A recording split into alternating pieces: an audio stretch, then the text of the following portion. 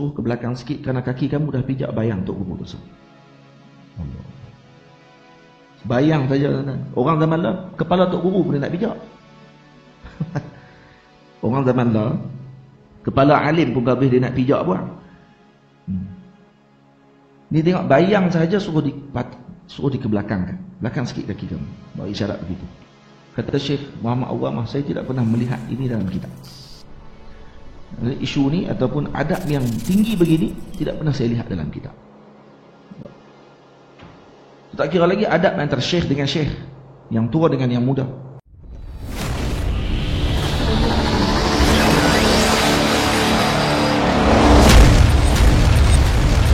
Assalamualaikum warahmatullahi wabarakatuh.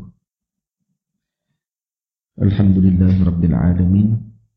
Wassalatu wassalamu ala asyrafil mursalin Sayyidina Muhammad ibn Abdullah Rasulil Amin wa ala alihi wa sahbihi ajma'in. Subhanaka la ilma lana illa ma 'allamtana innaka antal alimul hakim. Rabbi shrah li sadri wa yassir li amri wahlul 'uqdatam min lisani yafqahu qawli. Rabbi yassir wa la tu'assir bi tamim bi khair wa ba'd. Yang saya muliakan tuan-tuan hadirin hadirat muslimin dan muslimat, ibu bapa, abang-abang, kakak yang dirahmati Allah Subhanahu wa taala sekalian. Pertamanya kita memanjatkan setinggi syukur kepada Allah Subhanahu wa taala dapat sama-sama kita berkumpul pada pagi ini. Saya mohon maaf terlambat datang daripada Kedah.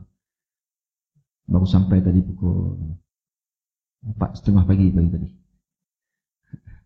Kemudian terlewat sikit tadi, jam tengah jalan. Moga-moga Allah Ta'ala bagi kepada kita pahala yang berlipat ganda, amin ya rabbal alamin, dengan berkat majlis ilmu ini insya-Allah. Tuan-tuan semua, perbincangan kita pada pagi ini iaitu berkenaan dengan adab penuntut ilmu. Tentu ada kitab khas ke belajar di sini atau umumnya? Ada kitab? Kitab apa? Kalau hari ini? Oh, pagi ini terbuka. Baik.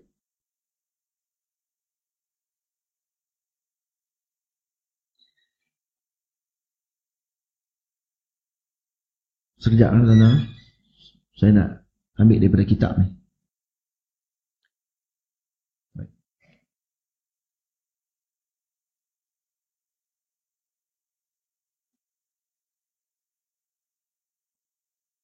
Tuan-tuan yang dirahmati Allah Subhanahu wa taala sekalian, persoalan berkenaan dengan adab dalam menuntut ilmu ni sering dibicarakan dan kita selalu bincang tentang masalah tersebut. Dan keperluan untuk kita bicara tentang adab ini perlu berterusan. Dan tidak boleh hanya terhad pada masa-masa tertentu sahaja. Karena pada zaman sekarang zaman kekurangan adab. Zaman orang ramai tidak lagi meraihkan adab yang sebenar ketika mana menuntut ilmu, menyebabkan mereka tidak sampai kepada apa yang dikehendaki oleh syarak dengan tujuan untuk menuntut ilmu. Apa tujuan kita tuntut ilmu? Tujuan kita tuntut ilmu adalah untuk kita kenal Allah dan baginda Rasulullah sallallahu alaihi wasallam. Bila mengenal Allah dan Rasulullah sallallahu alaihi wasallam, maka akan hadir perasaan khasyah, takut kepada Allah Subhanahu wa taala, akan hadir perasaan hub, kasih kepada baginda Nabi kita Muhammad sallallahu alaihi wasallam. Tapi disebabkan kerana ada sebahagian kelompok yang mana mereka datang dan mula mengabaikan tentang isu adab ini, yang masalah tersebut patutnya tidak dijadikan sebagai masalah paling utama. Tapi dikarenakan ada sebahagian orang yang melangkaui dan tidak beramal dengan adab yang sepatutnya ketika menuntut ilmu, maka para ulama menulis kitab-kitab yang khusus taujih ataupun memberi panduan kepada para penuntut ilmu bagaimana untuk mendapatkan ilmu. Apa jalannya? Adakah hanya semata-mata dengan usaha kita datang, bawa pen, bawa kertas, duduk tadah telinga depan guru, tanpa kita raikan adab-adab yang lain ketika dalam majlis, ketika bersama dengan guru, ketika bersama dengan sahabat-sahabat ataupun orang-orang yang datang mendengar majlis ilmu bersama dengan kita, adakah akan kita dapatkan ilmu yang dimaksudkan? Karena sekarang tidak boleh dibezakan lagi antara ilmu dengan maklumat. Jadi tuan-tuan kena ambil perhatian, beza antara ilmu dan maklumat adalah perbezaan yang sangat halus.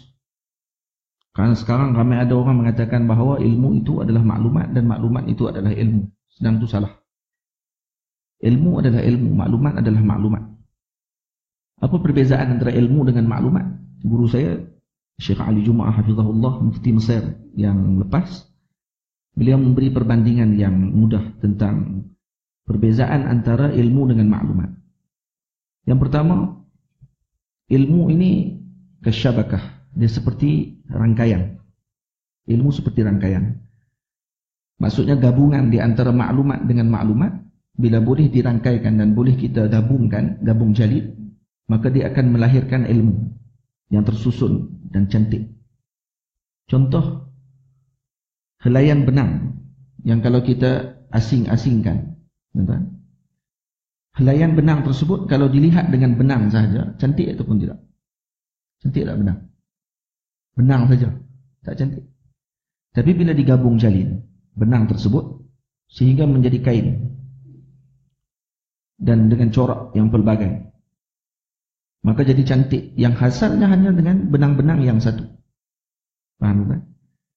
Jadi benang-benang tersebut yang tidak digabung jalin, yang masih belum lagi digabung jalinkan, itu dipanggil maklumat. Manakala setelah digabung jalin menjadi cantik, terukir dengan elok, dilihat dengan mata pandang manusia, maka pada waktu tersebut disebut sebagai ilmu. Itu gambaran beza antara ilmu dengan maklumat. Maksudnya ilmu punya rangkaian. Antara ilmu dengan ilmu bila digabung jalin baru jadi rangkaian yang cantik. Berbeza dengan maklumat semata-mata. Maklumat hanya kadang-kadang karena satu maklumat dan dia menganggap itu ilmu, maka dia rasa itu cantik, sebenarnya tidak dipandang cantik oleh orang lain.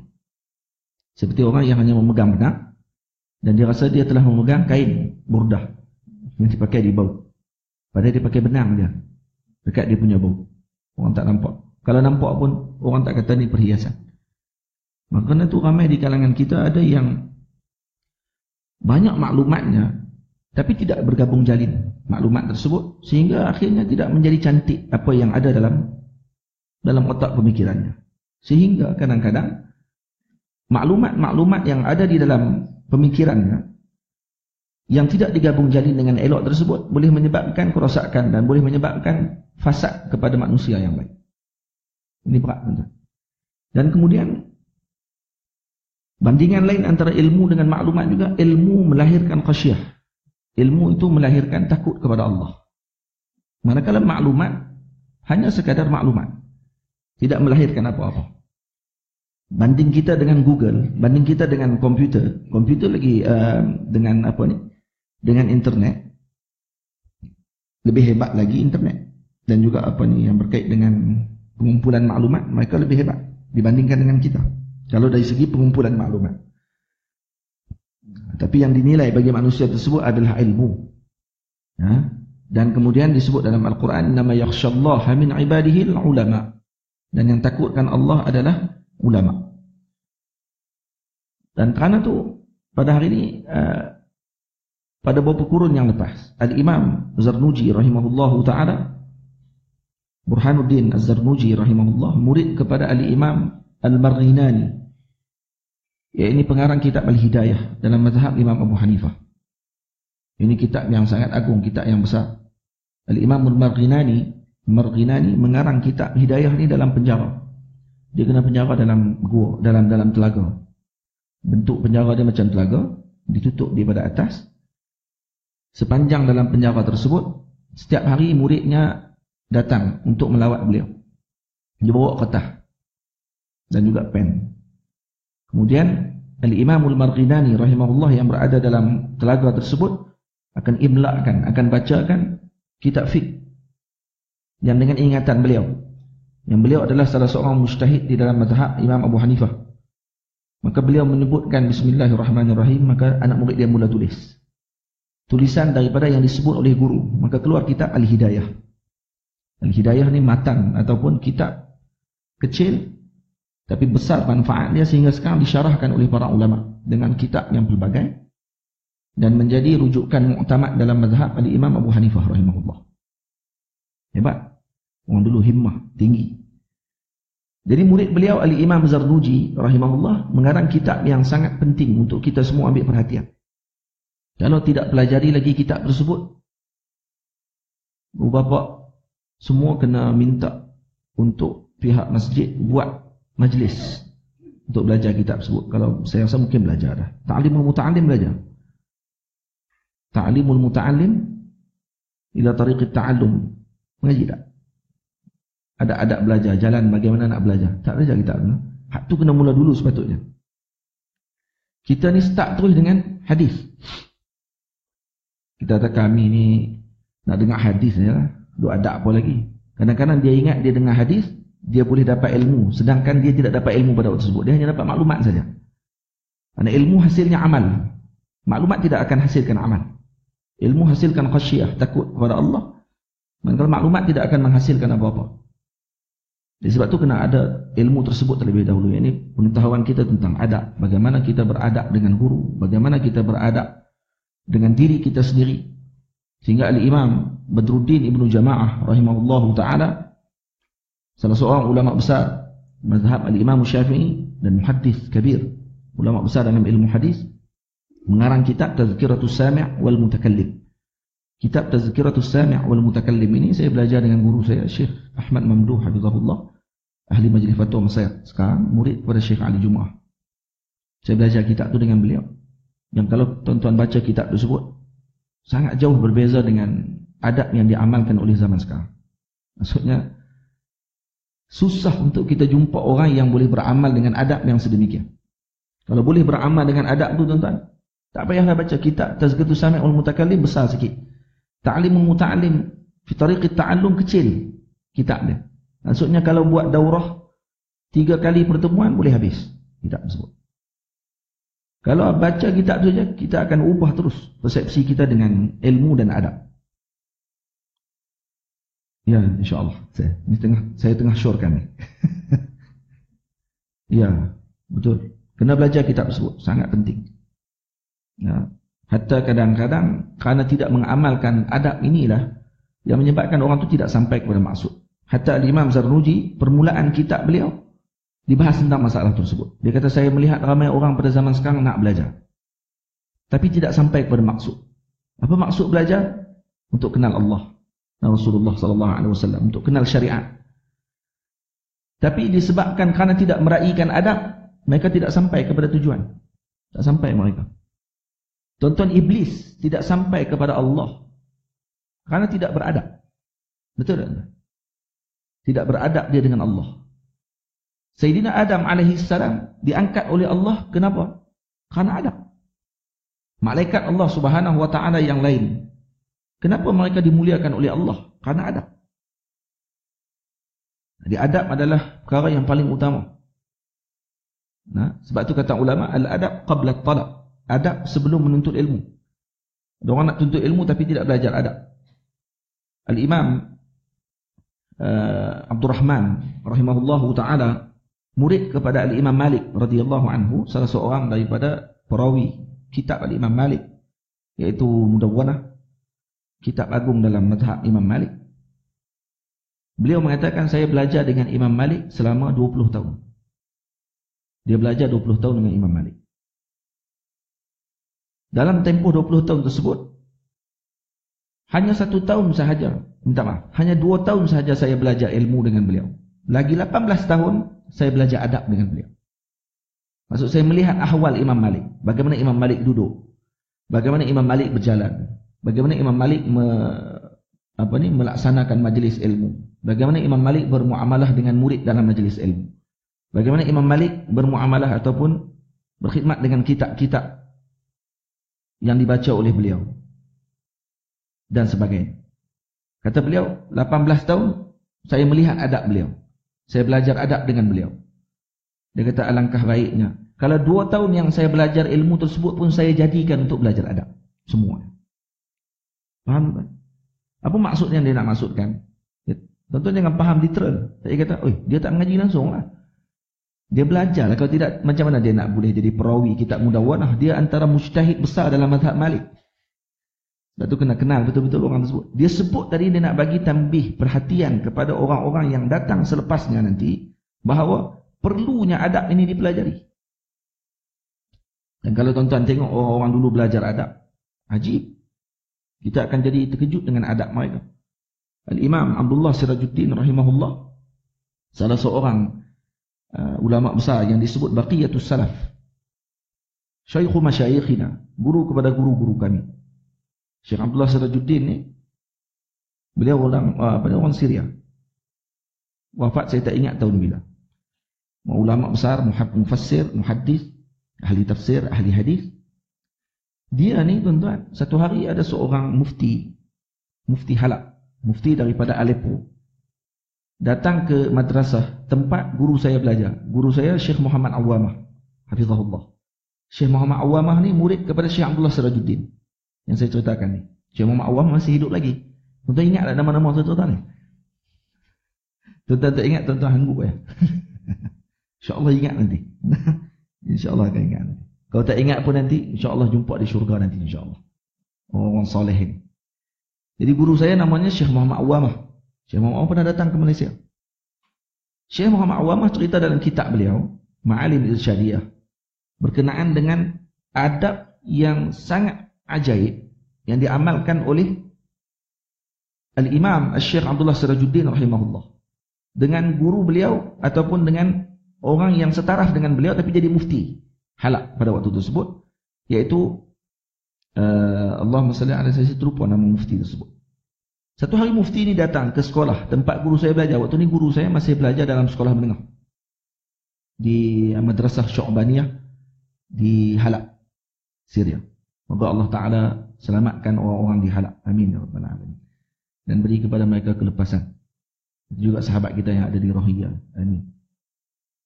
Baik. Dia kata dalam majlis tersebut, Mufti Halab waktu berbicara, waktu itu musim sejuk. Jadi matahari tak berapa panas sangat. Jadi dia duduk di tengah halaman sekolah. Jadi masa Mufti tengah duduk bercakap, matahari makin naik, memancar. Jadi bila memancar matahari tersebut, di sebelah kanan Mufti tersebut duduk Syekh Abdullah Sirajuddin. Di sebelah kiri ada seorang guru di madrasah tersebut duduk di sebelah kiri. Kata Syekh Muhammad Awwamah, saya lihat peristiwa yang ajaib pada waktu tersebut. Apa dia? Saya melihat tiba-tiba Syekh Abdullah Sirajuddin yang berada di sebelah Mufti yang sedang bercakap, waktu dah matahari makin naik, maksudnya bayang makin memanjang. Ya, makin naik, bayang makin panjang. Jadi bila bayang makin panjang, saya lihat, kata beliau, Syekh Abdullah Sirajuddin rahimahullah buat isyarat kepada orang yang berada di sebelah kiri Mufti. Dia buat isyarat ke belakang, macam tu. Maka saya pun heran dan saya tengok rupa-rupanya kaki guru yang berada di kiri Mufti tersebut berada di atas bayangnya guru tadi. Berada di atas bayang Mufti. Faham tak? Duduk atas bayang Mufti, kakinya terduduk atas tu. Dan matahari makin banyak, kena ke kaki dia.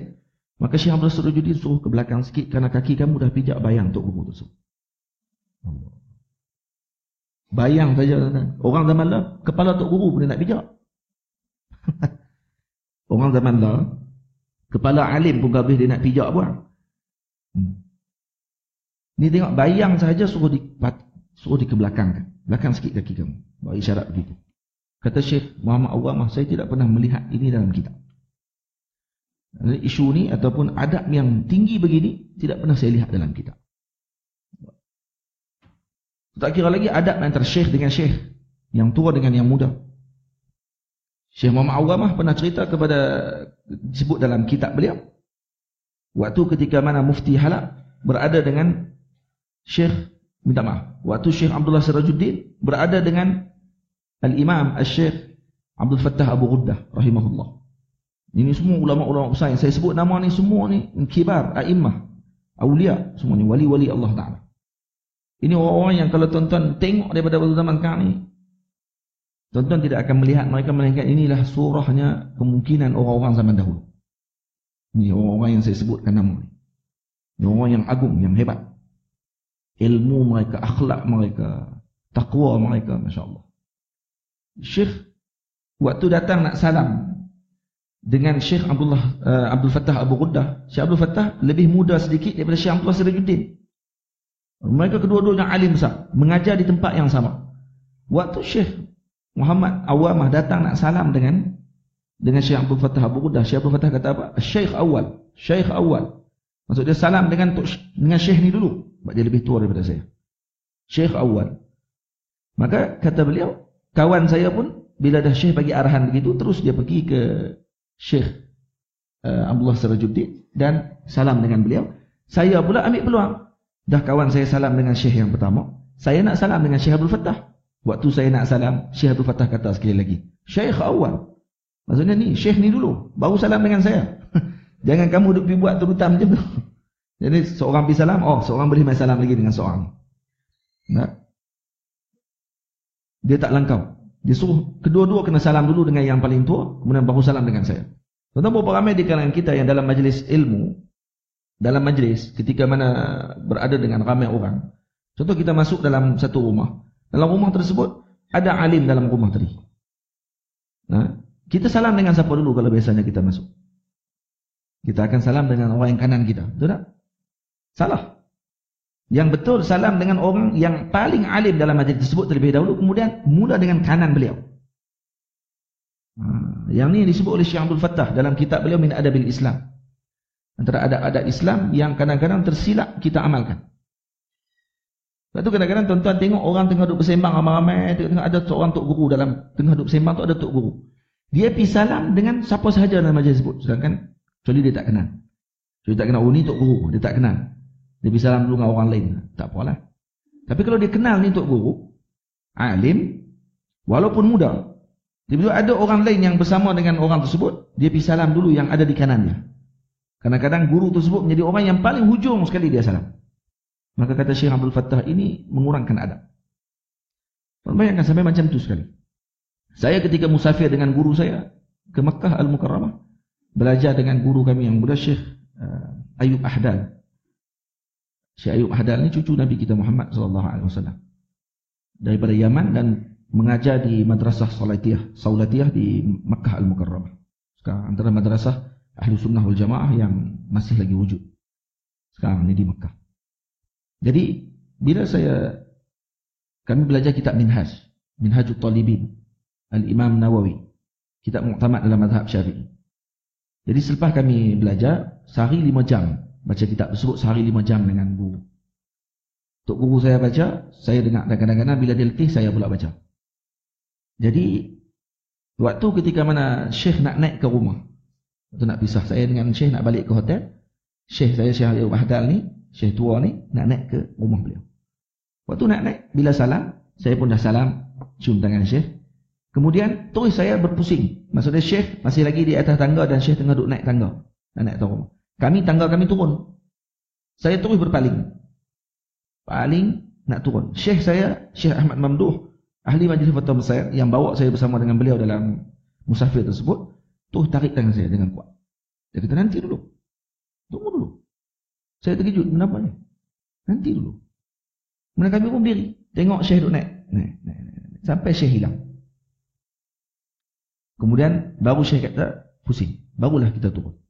Syekh kata, jangan kamu bagi belakang badan kamu dengan guru kamu.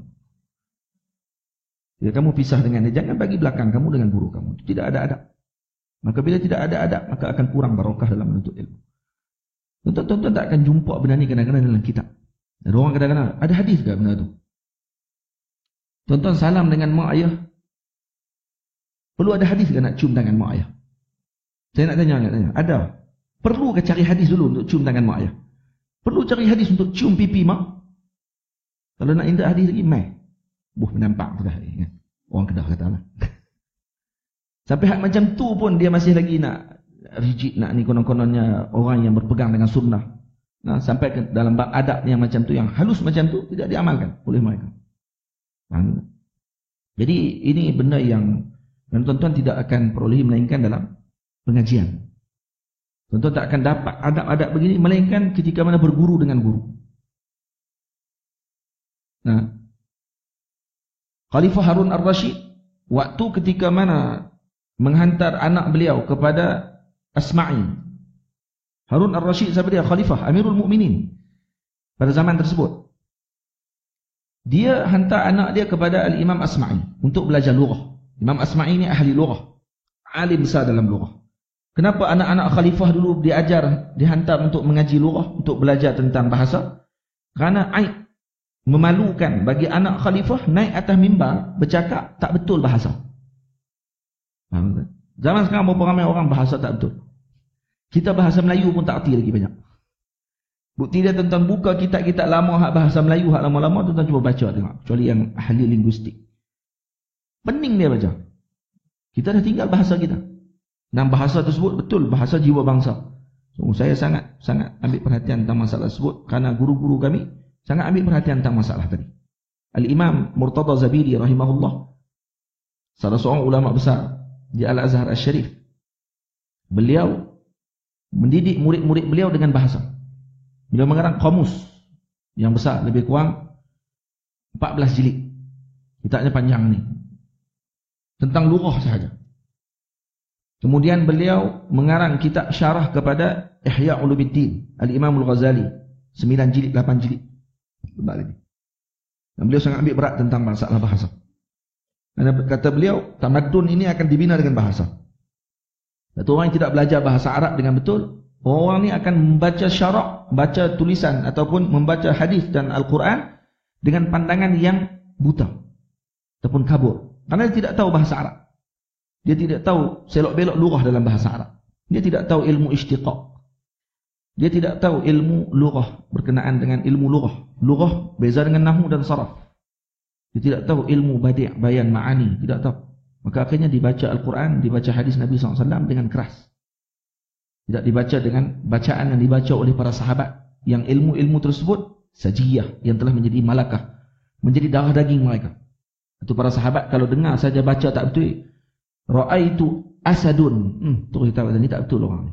Kalau kita belajar bahasa Arab, ra'aitu asadan, saya telah melihat asad.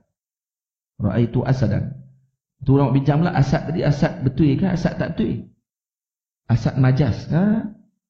Bacaan apa ni, orang panggil apa? Orang yang seperti singa ke? Ataupun singa sungguh? Perlu qarinah kata ulama. Ra'aitu asadan yahmilus silah. Betul? Saya telah melihat singa memegang pedang. Oh, tahu ni bukan singa ni. Ni mesti orang. Ke cerita Narnia. Ya, kalau orang hak muda-muda tengok cerita Narnia, singa tu kuat. Kalau singa tu kuat, singa tu. Dah ni singa bila mana sebut ra'aitu asadan yaqtubu 'alal mimbar. Saya melihat asad singa sedang berkhutbah di atas mimbar.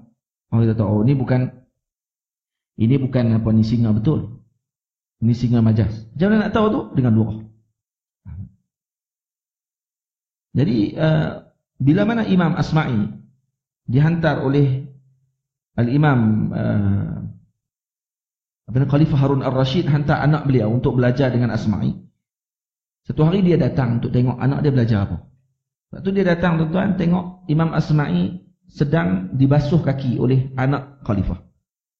Anak Khalifah ambil air dalam cebok, tuang kaki Tok Guru. Tok Guru nak naik atas surau, nak naik atas tempat pengajian, nak mengajar. Anak Khalifah tunggu dekat tangga, pegang air. Masa Tok Guru nak naik, dia yang cedok air dan kemudian dia tuangkan kaki Tok Guru dia dengan air. Cuci kaki Tok Guru. Baru Tok Guru naik. Khalifah Harun Ar-Rasyid bila tengok peristiwa ni, terus dia panggil Imam Asma'i. Dia kata, wahai Tuan Guru, wahai Asma'i, saya hantar anak saya di sini bukan untuk kamu ajar macam ni.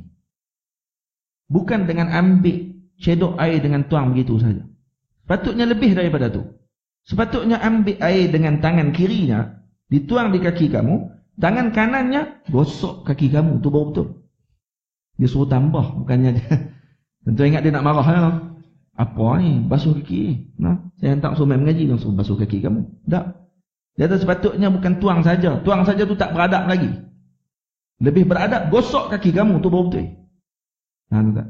Tuan-tuan kalau pergi sekolah tengok anak tengah nak basuh kereta cikgu macam mana? Aku bagi yuran suruh dia main mengaji. Cikgu suruh basuh kereta dia. Sebab tu tuan-tuan, bukan hanya anak kena ajar adab, mak ayah kena belajar adab juga. Mak ayah dulu kena ajar adab dengan guru.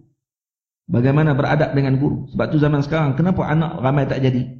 Kerana mak ayah tidak meletakkan kepercayaan kepada guru. Tuan-tuan kalau pergi ke doktor, tuan-tuan komplain doktor punya ubat. Doktor bagi tahu ubat, kamu kena makan gini, pakcik kena makan gini, datuk kena makan macam ni, datin kena makan macam ni. Sebut macam tu. Lepas tu kita komplain. Saya ikut suka saya lah nak makan macam apa. Perut saya, mulut saya. Doktor kata apa? Ikut suka hang, no? Nak makan apa habis. Jadi akhirnya sakit kaki, doktor bagi sakit perut, ubat sakit perut. Dia kata pandai-pandai sangat. Lawan cakap saya. Macam tu juga guru tu, ada dua orang yang kalau kata orang ni yang mana kita tidak beradab dengan mereka, maka mereka tidak akan memberikan nasihat yang baik. Yang pertama doktor, yang kedua guru. Dua manusia ini kalau tidak beradab dengan mereka, mereka tidak akan melayan dengan baik. Tidak beradab dengan mereka, mereka tidak akan memberi nasihat yang elok.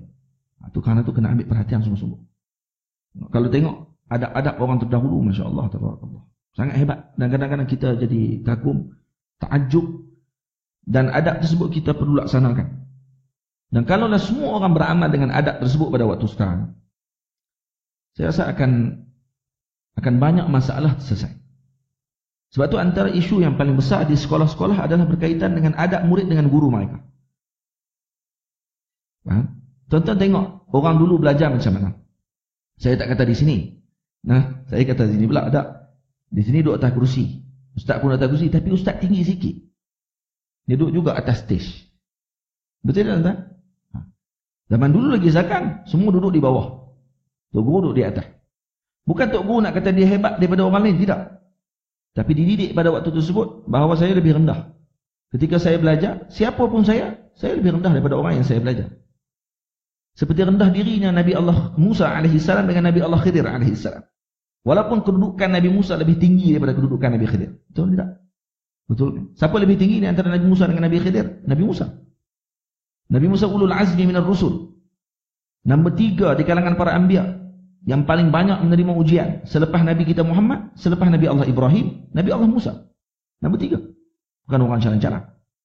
Maksudnya kalau dalam pangkat kenabian dia vice president. Jadi orang yang tinggi, bukan bendahari. Vice president. Dua presiden. Seorang presiden, dua timbalan, dia naik presiden. Ini orang yang bukan jalan-jalan, orang yang hebat. Tapi bila mana Allah Ta'ala suruh dia bertemu dengan Nabi Allah Khidir AS, apa yang dilakukan oleh beliau? Sama'an wa ta'ah. Dengar dan taat beliau. Pergi jumpa dengan Nabi Khidir. Ditegur oleh Nabi Khidir. Adakah dia marah? Tak. Dia mohon ampun. Saya mohon maaf. Kerana saya tersilap. Kerana saya terlajak. Saya tidak ikut arahan kamu. Saya macam tu sekali. Siapa kita? Lebih tinggi kita daripada Nabi Khidir? Lebih tinggi kita daripada Nabi Musa AS? Tak. Ada orang yang pada zaman lain yang lebih tinggi daripada Nabi Musa? Tak ada orang zaman lain yang boleh menandingi Nabi Musa AS. Pun keadaan beliau sangat beradab di depan guru beliau. Yang walaupun Nabi Khidir AS itu sebenarnya adalah lebih rendah kedudukan daripada Nabi Musa AS. Malah ulama khilaf, Nabi Khidir adakah Nabi ataupun wali? Tapi hebatlah khilaf tu pun. Sebab khilaf daripada Nabi ke wali. Kalau kita orang khilaf, baik ke tak baik? Tu kan? Bukan wali ke tak wali. Ini orang ke natang? Bahasa Kedah. Tuan jangan marah dengan saya orang Kedah. Dia orang Kedah cakap memang macam tu. Jadi tuan-tuan lagi marah pula lagi. Kalau datuk datin ibu-ibu semua bila dengar ni, kasak ustaz ni. Tak kasak tuan-tuan. Tu bahasa Kedah. Lorak dia. Baik. Hari ni tuan-tuan, tu secara umum saya cerita. Tu mukadimah tuan-tuan. Baru mukadimah. Kita punya pengajian sampai pukul berapa? Pukul 10 je. Allah. Tinggal sampai pukul 11. Baik. Hari ini saya nak cerita sikit tuan-tuan berkenaan dengan contoh-contoh orang-orang yang bila mana mereka beradab dimuliakan oleh Allah. Tuan-tuan tak payah tengok kepada manusia, tengok binatang. Khitmir anjing yang mengikuti Nabi Allah, yang mengikuti Ashabul Kahfi dimuliakan oleh Allah Subhanahu wa taala karena dia beradab dengan aulia salihin ini. Karena dia beradab dengan 7 orang Ashabul Kahfi, maka dia dimuliakan oleh Allah, dimasukkan oleh Allah dalam syurga Allah taala karena adab beliau. Dia jaga mereka. Dia tidak menyalak ikut suka kepada para wali ini. Semut. Yang mana ketika Nabi Sulaiman alaihissalam berjalan bersama dengan tenteranya melalui Wadi Naml yang dalam surah An-Naml, surah Semut. Waktu ketika mana Nabi Sulaiman dan tentera-tenteranya melalui wadi tersebut, tempat tinggalnya para semut ini, maka raja semut tersebut dimuliakan oleh Allah. Dimasukkan dia dalam syurga Allah Ta'ala. Kenapa tuan-tuan? Karena adab dia dengan Nabi Sulaiman. Adab dia dengan akabir. Dengan orang yang lebih mulia daripadanya. Apa dia sebut? Cuba tuan-tuan tengok dalam Quran. Allah Ta'ala sebut, وَهُشِرَ لِسُلَيْمَانَ جُنُودُهُ مِنَ الْجِنِّ وَالْإِنسِ وَالطَّيْرِ فَهُمْ يُوزَعُونَ حَتَّى إِذَا أَتَوْا عَلَى وَادِ النَّمْلِ قَالَتْ نَمْلَةٌ يَا أَيُّهَا النَّمْلُ ادْخُلُوا مَسَاكِنَكُمْ لَا يَحْطِمَنَّكُمْ سُلَيْمَانُ وَجُنُودُهُ وَهُمْ لَا يَشْعُرُونَ. Waktu ketika Nabi Sulaiman alaihissalam mengumpulkan tentera-tentera beliau di kalangan jin, di kalangan binatang, di kalangan manusia, sehinggalah mereka datang ke satu wadi, satu perkampungan, satu perlembahan, ini lembah semut. Qalat namlatun, telah berkata seekor semut, iaitu raja semut tersebut. Kata beliau, ya ayyuhan namlu dukhulu masakinakum. Wahai semut-semut, masuklah kalian ke dalam sarang kalian. Dia suruh masuk, dia pesan kepada semua rakyat dia, suruh masuk dalam sarang. La yahtimannakum Sulaiman wa junuduh, sehingga kamu nanti tidak diinjak, kamu tidak dipijak oleh Sulaiman dan tentera-tenteranya. Wahum la yash'urun. Cuba tuan-tuan tengok. Sedang mereka tidak sedar. Karena kamu kecil. Mereka pijak kamu karena kamu kecil. Bukan mereka pijak karena sengaja. Faham? Ini adab semut dengan Nabi Sulaiman. Dia tak tuduh Nabi Sulaiman dan tentera Nabi Sulaiman yang mulia ini sengaja nak pijak kamu. Kamu yang tidak menyembunyikan diri kamu. Karena kamu kecil, mereka tidak lihat kamu dan kamu dipijak pada waktu tersebut. Wahum la yash'urun. Maka masuk. Beradabnya semut ini dengan Nabi Sulaiman sehingga Nabi Sulaiman tersenyum pada waktu tersebut. Nabi Sulaiman senyum dengan gembira dengan nikmat yang Allah Ta'ala bagi kepada beliau, iaitu boleh memahami bahasa binatang. Dan yang kedua, kagum beliau dengan adabnya semut tersebut, yang mana dia meraihkan adab pada waktu tersebut, mengatakan bahawa akabir ini tidak silap. Yang silap kita. Ini orang-orang yang besar ini tidak silap mereka. Berapa ramai tuan-tuan sekarang yang bila mana para ulama keluarkan fatwa dan hukum, yang mana kita ni yang tidak tahu apa-apa dia templak para ulama tersebut. Malah boleh kata mereka tak maksum. Ya betul. Bahasa tak maksum tu memang betul pun. Tapi kadang-kadang diguna pada tempat untuk nafsu dia. Ulama tak maksum. Ya, okey, khair. Semua kita ittifaq dalam masalah tersebut. Habis itu, kamu maksum. Hak buat keluar pandangan, lepas tu suruh orang ikut kamu. Dia kata ulama tak maksum, jadi tak mesti kita kena ikut. Tapi bila dia bercakap, suruh orang ikut. Tu tak tahan. Nampak tak? Tak nakut. Pelik dan bertembung ni antara ucapan dia sendiri dah bertembung. Kita pun jadi lawak. Tapi kadang-kadang ada orang anggap kata, oh ini betul. Ulama tidak maksum, jadi tolak habis. Imam Syafi'i pun kena tolak. Imam Abu Hanifah tak betul. Sampai boleh kata pula, kalaulah Imam Syafi'i jumpa dengan hadis tu, dah tentu dia akan tarik balik pandangan dia. Amboi. Kita pernah tengok ada seorang lelaki ni, dia bukannya bahagian agama pun, tak belajar agama pun, tapi baca-baca buku sendiri, akhirnya minat dengan Islam, minat dengan agama, dan dia anggap ni adalah sebagai satu kemuliaan kepada dia. Maka terus dia karang kitab berkenaan dengan penilaian hadis Nabi SAW. Penilaian hadis terus, tuan-tuan, mengaji hadis dengan siapa pun tak tahu. Buka buku terus, tulis buku. Apa tuan-tuan, dia tulis apa? Dia kata dalam mazhab Imam Syafi'i ada sebahagian perkara yang bercanggah dengan hadis yang lebih sahih. Apa tu? Antaranya tayammum, kata beliau. Dalam tayammum, kalau kita bertayammum, dalam Al-Quran Allah Ta'ala sebut fatayammamu sa'idan tayyiban, wamsahu biwujuhikum wa aydikum Tak disebut ilal marafiq. Sapulah wajah-wajah kalian, sahu bi wujuhikum wa aydikum, dan tangan kamu. Disebut itu je, tak sampai marafiq. Maksudnya tak sampai ke siku. Tapi dalam Al-Quran, dalam ayat berkenaan dengan wudu, Allah Ta'ala kata, "Idza qumtum ila as-salah faghsilu wujuhakum wa aydiyakum ila al-marafiqi wamsahu bi ru'usikum wa arjulakum ila al-ka'bayn." Kan? Di dalam ayat Al-Quran ni apa dia? "Faghsilu wujuhakum wa aydiyakum ila al-marafiq." Ila al-marafiq. Baik. Dia kata ayat berkenaan dengan wudu, okey, tak ada masalah. Tapi ayat berkenaan dengan tayammum, dia kata wa aydikum saja, tidak sebut ilal marafiq. Tiba-tiba Imam Syafi'i kata, dalam mazhab Imam Syafi'i, sunat ketika tayammum kita menyapu dua wajah lah. Dua wajah ni dalam dua muka.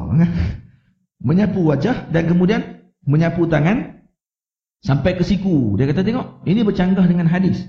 Sebab ada hadis yang di dalam Muwatta' al-Imam Malik menyebutkan bahawa menyapu tangan di situ dengan maksud tangan ini adalah ni ke pergelangan tangan saja, kata dia. Sampai di sini saja. Jadi sapu sini. Oh, dia kata gitu. Betul? Dia kata jadi pandangan Imam Malik lebih tepat dengan hadis. Kata beliau. Tolak Imam Syafi'i. Kemudian dia tulis di bawah nota kaki. Hadis itu di mana? Tak maklum, dia tulis dulu. Dia kata kemungkinan Imam Syafi'i tak jumpa hadis ni, kata dia. Kemungkinan tak jumpa. Kita pun yang baca tu, Masya Allah, Imam Syafi'i tak jumpa. Nah, jadi kemudian dia buat apa, tuan-tuan? Dia menunjukkan kebodohan dia. Apa kebodohan dia? Dia tulis nota kaki, nombor 1, hadis itu di pada mana? Dalam Muwatta' al-Imam Malik. Tuan-tuan, Imam Syafi'i hafal Muwatta' Imam. Kalau belajar sirah Imam Syafi'i, manaqib kehidupan Imam Syafi'i hafal Muwatta'. Macam mana dia kata Imam Syafi'i mungkin tak jumpa hadis tersebut? Nah, itu semua dalam kepala Imam Syafi'i. Semua ada dalam kepala Imam Syafi'i. Dihafal oleh Imam Syafi'i 9 malam. Tuan-tuan cuba buka kitab Muwatta', cuba hafal tengok. 9 minit tidur terus. Nah, Imam Syafi'i dalam perjalanan 9 malam khatam Muwatta'. Duduk di depan Al-Imam Malik radhiyallahu ta'ala anhu dalam umur beliau yang sangat muda. Tuan-tuan, Imam Syafi'i bukan datang sendiri. Imam Syafi'i dihantar surat. Surat minta untuk diterima murid oleh Imam Malik. Oleh siapa? Oleh Governor Mekah. Governor Mekah waktu tu hantar surat macam surat tawaran mana lah. Ni budak cerdik, hantar kepada universiti, suruh masukkan dia dalam universiti. Hantar ke Chancellor pada waktu tu. Dia kurang tu lah bahasa kita. Kalau tidak, kita nampak lekeh sangat pula. Orang zaman dah kan boleh dia kena sebut doktor depan Chancellor. Oh, gitu sikit kan. Dia sebut Tok Guru. Tok Guru kain belekat. Nah. Serban balut tak apa nak betul. Lepas tu buh selempang atas ni mayat-mayat. Aduh. Tok Guru di Kedah. Dia tak tahu kata hak yang pis mayat-mayat tu. Hak tu mengaji berapa puluh tahun. Kitab ni kalau baca, bagi kitab tengah duduk tidur pun boleh baca. Nah. Pandang lekeh. Ni orang yang tak ada pangkat ni. Orang yang tak ada apa-apa dengan pangkat kebenaran. Jangan tuan-tuan. Baik. Jadi, bila Imam Syafi'i sampai, Imam Malik tak terima, tuan-tuan. Governor Madinah pun takut. Governor Madinah kata kalau suruh jumpa orang lain semua aku boleh jumpa kecuali Imam Malik. Tak berani dengan dia. Governor tak berani dengan Imam. Governor ni tuan-tuan macam raja zaman tu. Tak berani dia. Kenapa ulama tak? Karena ulama ni hentam dia kuat dah. Karena takwa. Karena izzah Imam Malik. Ya. Karena kekuatan dalaman beliau dengan Allah dan Rasul itu sangat dalam dan kuat. Kan tu orang takut dengan dia. Orang tengok dia gerun.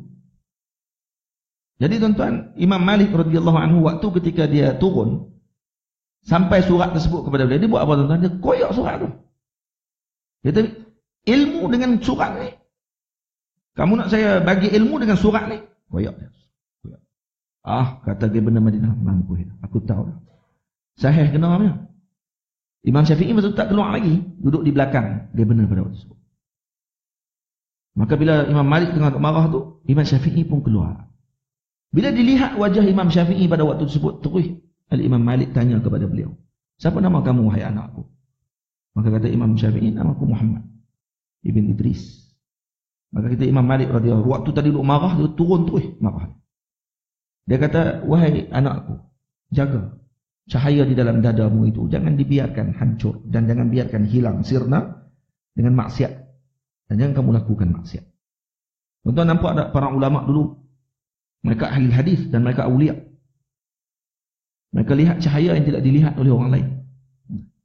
Imam Malik bukan sebut saja, tuan-tuan, melainkan ini adalah pandangan mata hati beliau yang melihat ke dalam lubuk sanubari al-Imam Syafi'i radhiyallahu anhu. Ini adalah calon-calon yang nanti akan menggegarkan dunia dengan fatwa mereka yang memberi panduan kepada umat sampai hari kiamat. Dalam banyak-banyak ulama yang hidup dalam muka bumi Allah Ta'ala ni, tuan-tuan, dengan berapa puluh mazhab yang kekal sampai kepada kita dengan sanad yang bersambung 4 mazhab. Kenapa 4 ini dikekalkan oleh Allah Ta'ala? Adakah para ulama lain tidak ikhlas? Lah, bukan gitu. Tapi kerana ada sir tertentu dengan 4 orang ulama ini, yaitu Al-Imam Malik, Al-Imam Abu Hanifah, Al-Imam Syafi'i dan juga Al-Imam Ahmad ibn Hanbal. 4 orang ni ada sesuatu kepada mereka yang kemungkinan orang sebelumnya tidak ada seperti mereka. Nampak, tuan-tuan? Ini orang yang dipilih oleh Allah. Tiba-tiba dia boleh kata Imam Syafi'i tak jumpa, tak kelawak kita. Imam Syafi'i, tuan-tuan, datang dalam majlis Imam Malik selepas hafal Muwatta. Imam Malik dalam majlis mengajar. Tengok adab Imam Syafi'i. Dia buat apa? Dia tak ada pen, kertas tak ada. Orang miskin. Tuan-tuan, dia buat apa? Dia tulis dengan tangan dia. Kenapa dia buat macam ni, tuan-tuan? Kerana mengambil sebab. Sebab bagi menuntut ilmu ni kena ada berapa benda. Penuntut ilmu kena ada berapa benda. Yang pertama, kena ada guru. Dalam ilmu kena ada 5 ni. Ada 5 benda, kalau tak ada 5 ni tak jadi. Mengaji tak jadi. Yang pertama kena ada guru. Yang kedua kena ada murid. Guru je ada, murid tak ada, buat menentang apa? Guru ada, sakan kami, anak murid tak ada nak main mengaji. Tak jadi juga. Kena ada tok guru, kena ada anak murid. Yang ketiga, kena ada alat. Kena ada alat. Alat tulis, pen, dan semua dakwat. Kalau zaman dulu, kalau dalam kitab tu Sami' wal Mutakallim, kena ada pen, kata beliau. Kena ada pen, kena ada dakwat, kena ada pisau. Nak tahu pisau? Tu nak asah pen tadi untuk nak bagi helok balik, kemudian nak celup balik dalam dakwat tu. Zaman dulu, zaman lah tak payah dah. Zaman lah dah ada pensel tekan tu. Dah ada pen dan sebagainya. Sebab tu saya lebih suka kalau tuan-tuan semua pakai pensel ketika belajar. Ni guru kami ajak macam tu. Sebab bila guna pen, kalau contoh kitab lah, kalau dalam buku tak ada masalah, kita tulis, kita guna pen tak apa. Tapi kalau dalam buku yang kita belajar, contohnya kita ada buku tertentu. Kalau kita guna pen, saya tengok tok guru tu dia jaga, oh saya minta maaf, saya tersilap tadi. Dia dah tulis dah. Dia nak buat macam mana? Tarik pula, tulis pula kat bawah. Dia tu kata, oh silap lagi. Oh, 2 orang silap. Pernah pula tarik yang ketiga. Tulis pula yang 3. Oh dah, tadi yang betul. Oh, dia. Nak buat macam mana? Kena guna liquid lah, akan rosak buku. Jadi kalau guna pensel, itu akan lebih menjaga buku. Macam-macam lagi tentang kalau kita nak tahu tak habis tu.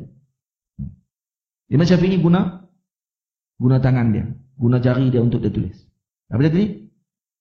Saya sebut tadi apa dia? Guru, murid, alat. Alat ni termasuk dengan apa ni, pen apa semua sekali.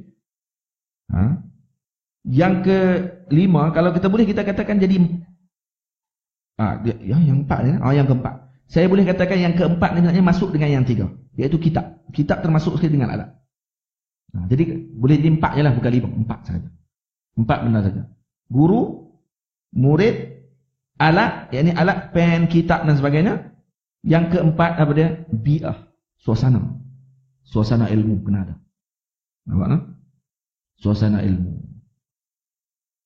Kalau tuan-tuan nak tambah satu lagi juga, boleh juga. Yang kelima, manhaj. Sistem. Kena ada sistem.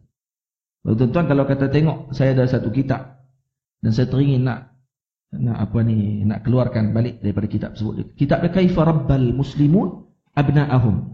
Bagaimana orang-orang Islam zaman dahulu mendidik anak-anak mereka. Oh, kitab tu Masya Allah. Dia kumpul tuan-tuan daripada mula zaman Nabi, kemudian zaman Umayyah, kemudian zaman Abbasiyah, kemudian zaman Turki Uthmaniyah. Keempat zaman hebat ini dikumpul bagaimana mereka mendidik anak-anak mereka. Masya Allah. Hebat. Guru-guru dulu hebat tuan-tuan. Nah, orang-orang dulu dipanggil kutab. Kutab ni macam tadika zaman dulu. Tok guru saya tuan-tuan, salah seorang guru saya Syekh Abdul Aziz Syahawi. Hafizahullah taala. Umur dia dah hampir 70 ke 80 lah.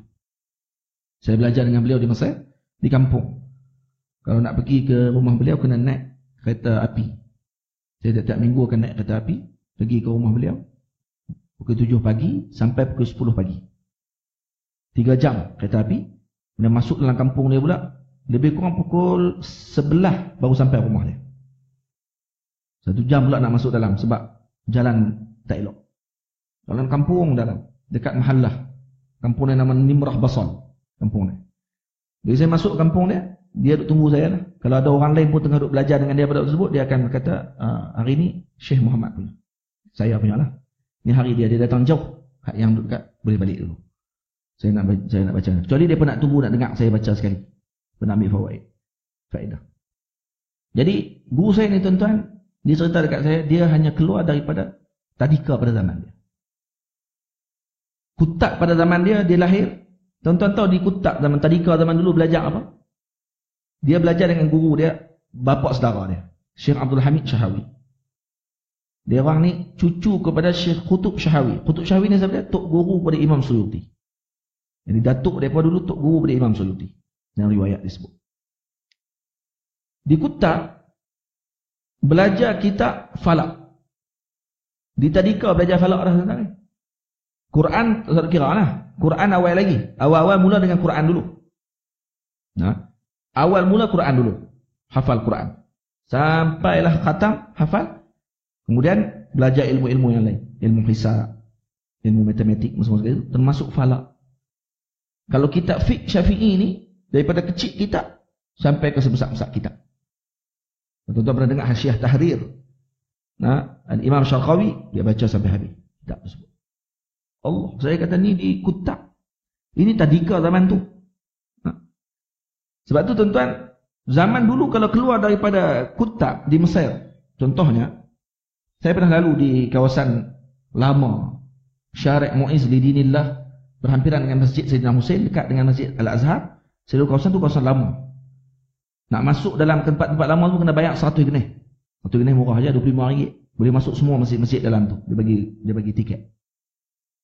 Tapi dah pelajar, dengar 100 genih tu jadi garu kepala. Jadi, aduh.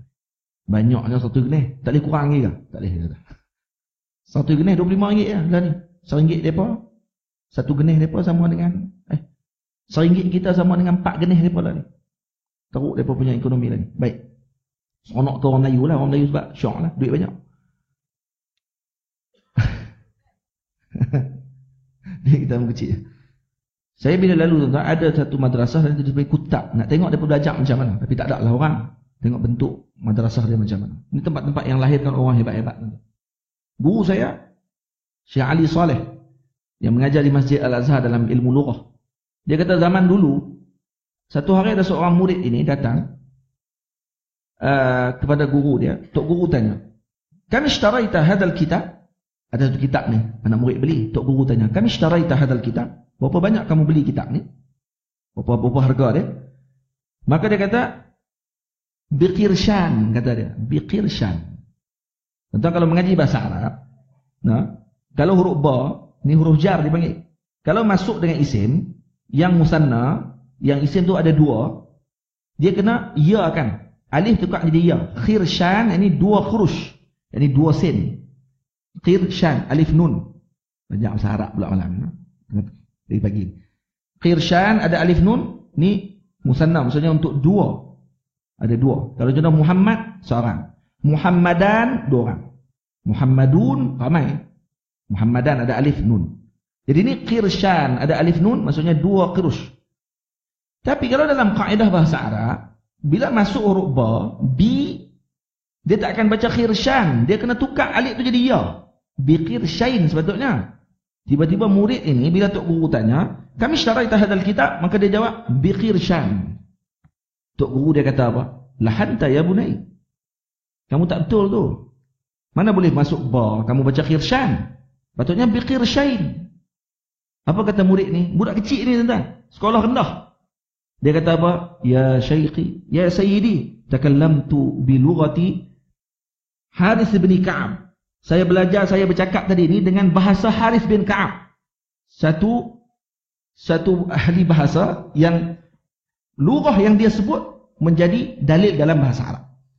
Dia kata saya sebut tadi biqirshan itu dengan lughahnya Harith bin Ka'ab, bukan dengan lughah biasa. Tentang nak jumpa ni dalam mana kitab mana? Ni kitab Ibnu Aqil, Syarah Alfiyah, yang hujung kali. Nah, dia kata takallamtu bi lughati Harith bin Ka'ab. Nah, bukan saya cakap dengan kaedah bahasa Arab yang biasa. Tok guru dia kagum tu, dia budak kecil lagi dah baca kitab besar dah. Maksudnya tahu kata boleh baca biqirshan pun betul juga sebenarnya dalam bahasa Arab. Tapi dengan lughah tersebut. Maka tok guru tu kata apa ke dia? Tok guru pun seronok dengan murid tersebut, cium kepala murid tadi, kemudian dia pun buat keluar duit 2 kupang. Dia kata, khudhil khirshan. Tuan-tuan, kalau khudh, ni bahasa Arab maksudnya ambil. Khirshan, dia akan jadi maf'ul. Maf'ul pun akan baca dengan ya. Sepatutnya, khudhil khirshain. Tapi tok guru sebab dah anak murid pandai sangat, baca dalam lughah Harith bin Ka'ab, maka tok guru pun lerai dia pada waktu tersebut. Tok guru pun baca macam dia baca juga. Khudhil khirshan, bukan khudhil khirshain. Tuan-tuan faham tak saya cerita ni? Nah? Nampak tak? Oh, klik pok orang Kedah. Dia kata khudhil khirshan, masya-Allah. Saya kata, Syekh, ini orang zaman ni orang kan nak tak apa ni. Hak sampai hebat macam tu, budak-budak kecil lagi sudah pandai dah. Bila tok guru tanya, boleh jawab keluar jawapannya macam tu. Sehingga disebut dalam kitab tersebut, bijaknya cara guru-guru dulu mengajar. Dia tak marah-marah anak murid. Satu hari ada seorang murid datang, budak baru nak belajar. Dia kata, pernah belajar huruf alif ba ta? Dia kata, pernah belajar. Budak tu kata, pernah. Boleh tulis huruf waw? Cuba tulis huruf waw. Budak tu pening, dia tu hafal ya, alif ba ta sa jim tu kan. Dia tu waw terus. Macam mana nak ingat waw ni? Waw. Macam mana nak ingat waw dia? Budak ni duk fikir waw macam mana? Maka tok guru dia pun kata kat dia. Ini disebut dalam kitab tuan-tuan, kisah cerdiknya guru dulu macam mana nak bagi tamsil kepada murid tersebut. Dia kata, tahu huruf waw? Dia kata, saya tak tahu nak tulis. Dia kata, tahu mata kerbau? Kamu tahu mata kerbau? Tahu. Macam mana bentuk mata kerbau? Bulat. Ha, cuba tulis. Dia pun lukis bulat. Ha, okey. Tarik. Kan dia buat bulat dulu. Ha, bulat macam mata kerbau. Kemudian tok guru kata, kemudian tarik. Tarik, itulah waw. Budak ni tuan-tuan dia akan ingat terus sampai bila-bila. Nah. Tapi kalau pergi habaq dia, wow macam ni. Wow macam ni. Ulang 8 kali baru dia ingat kot. Tapi kalau pergi habaq dia, wow kau ingat wow macam mana? Ah, wow buat bulat macam mata kerbau. Dia bagi hak budak tu nampak keliling dia.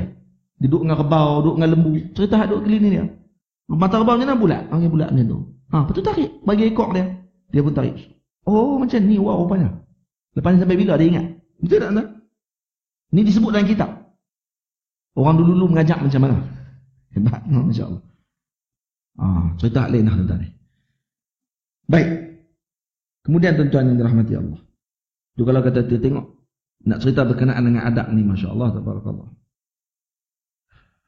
Ajaib, hebat. Kagum kita dengan orang-orang dahulu. Kerana itu mereka dimuliakan oleh Allah. Itu mereka ditinggikan oleh Allah. Dan sekarang ni kalau kata Syed Muhammad Naqib Al-Attas dalam tulisan-tulisan beliau berkenaan loss of adab, kehilangan adab orang zaman sekarang ni menyebabkan dia tidak dapat apa yang sepatutnya dia dapatkan. Sebab tu isu paling utama adab.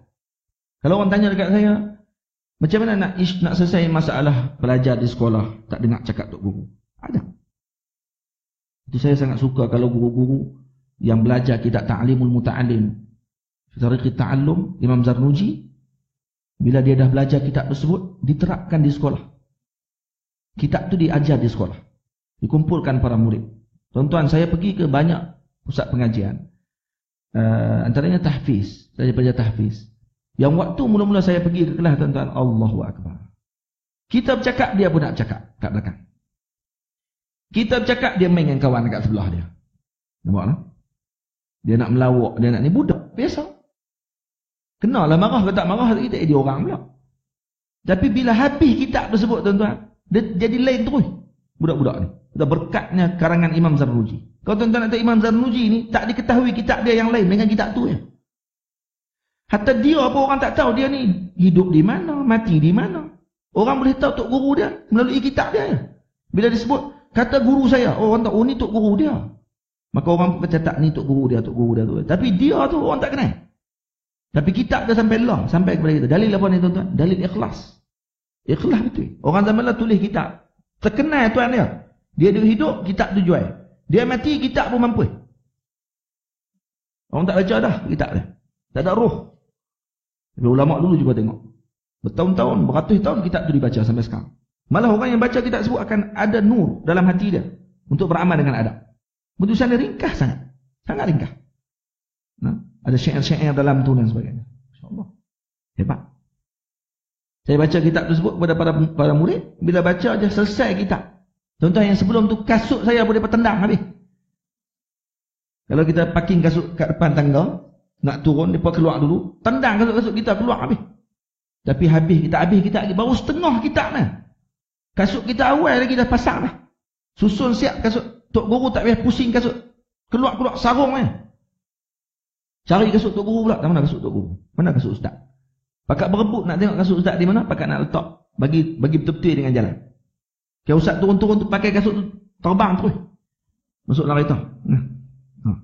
Sampai macam tu punya mereka beradab nak jaganya hati guru dan sebagainya. Macam tu gitu.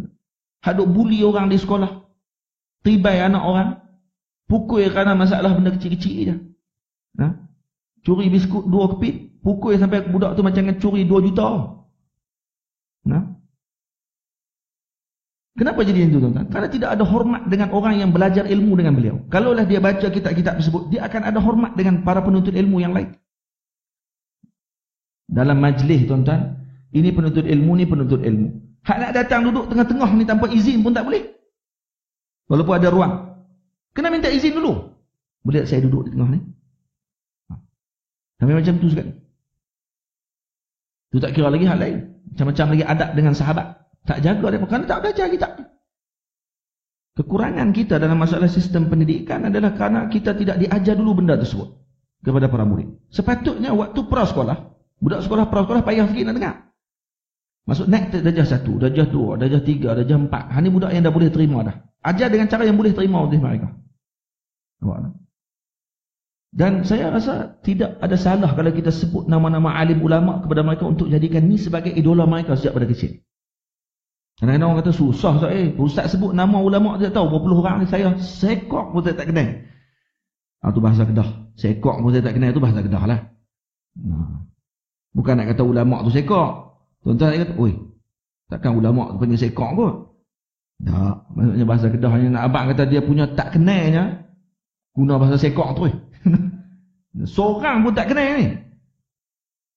Nah, masa seorang pun ada yang saya tak pernah dengar pun nama dia ni. Apa? Sebut je.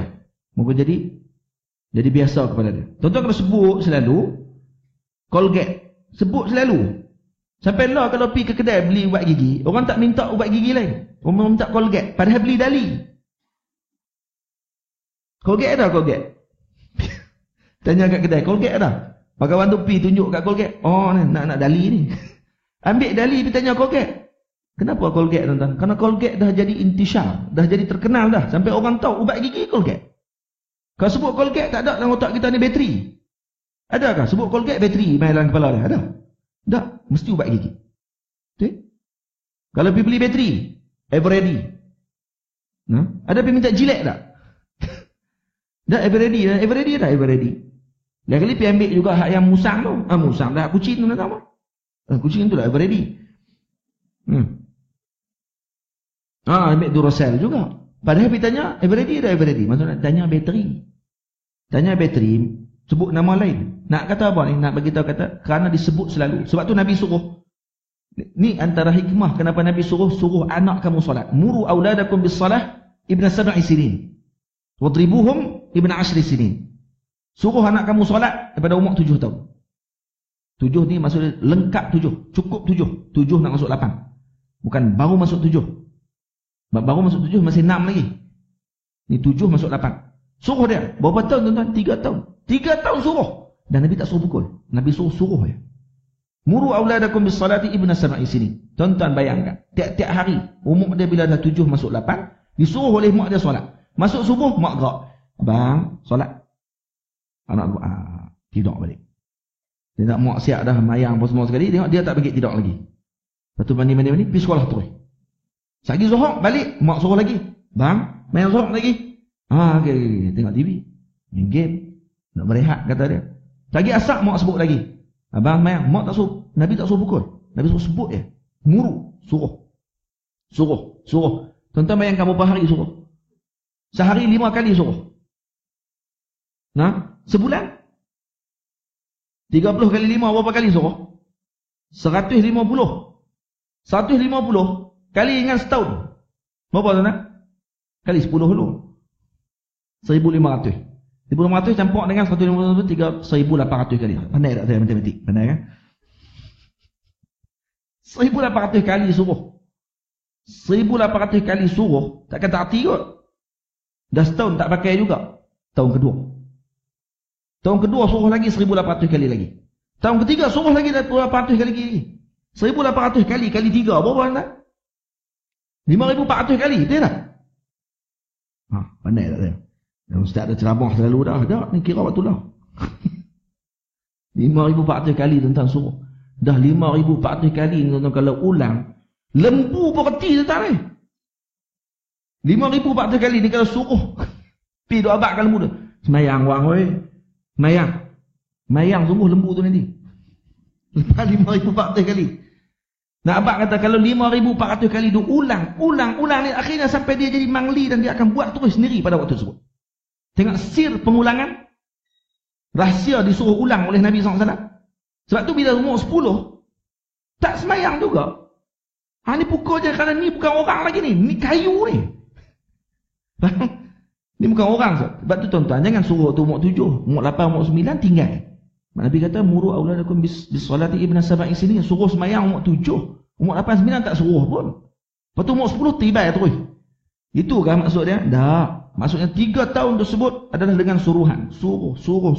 Sampai dia jadi solat itu adalah perkara yang paling disuruh oleh syarak. Betul. Seperti mana pengulangan iklan dalam TV tentang Colgate sampai orang semua tahu ubat gigi mesti Colgate. Lepas tu tuan-tuan tengok geng-geng pengurusan bahagian perniagaan.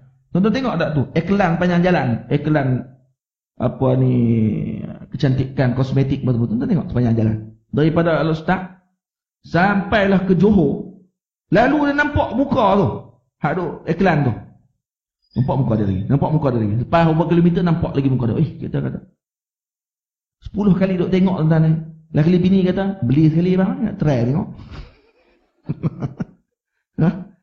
Kenapa tuan-tuan? Kena ulang tu.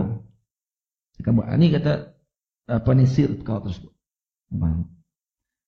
Jadi sebab tu kalau kita ulang adab-adab tersebut kepada anak-anak, hatta kepada diri kita sendiri, itu akan menjadi tabiat kepada kita. Tuan-tuan kalau nak cerita berkenaan dengan adab, itu memang perlu kepada kita. Maksud saya bagi pada hari ini sebagai permulaan. Permulaan untuk kita cari lepas ni kalau ada kelas pengajian berkenaan dengan adab pengajian ni, maka kena ikuti. Ambil perhatian. Itu sangat penting.